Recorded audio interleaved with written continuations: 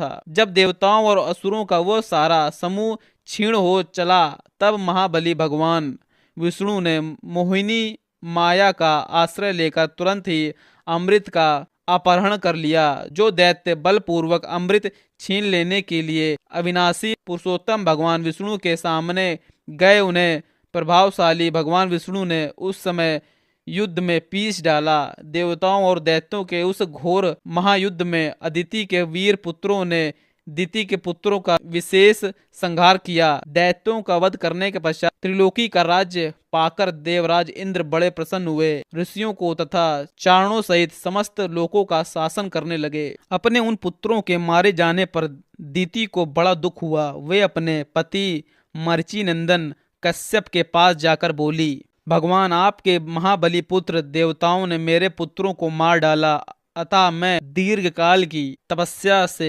उपार्जित एक ऐसा पुत्र चाहती हूँ जो इंद्र का वध करने में समर्थ हो।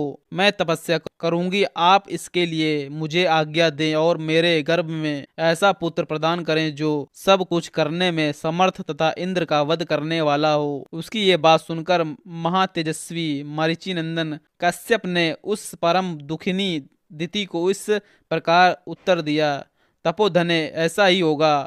शौचाचार का पालन करो, तुम्हारा भला हो। तुम ऐसे पुत्र को जन्म दोगी जो युद्ध में इंद्र को मार सके। यदि पूरे 1 सहस्त्र वर्ष तक पवित्र पूर्वक रह सकोगी तो तुम मुझसे त्रिलोकीनाथ इंद्र का वध करने में समर्थ पुत्र प्राप्त कर लोगी। ऐसा कहकर महातपस्वी कश्यप ने दिति के शरीर पर हाथ फेरा, फिर स्पर्श करके कहा, तुम्हारा कल्याण। ऐसा कहकर वे तपस्या के लिए चले गए। नरेष्ठ, उनके चले जाने पर दिति अत्यंत हर्ष और उत्साह में भरकर कुशपल्लव नामक तपोवन में आई हुई अत्यंत कठोर तपस्या करने लगी।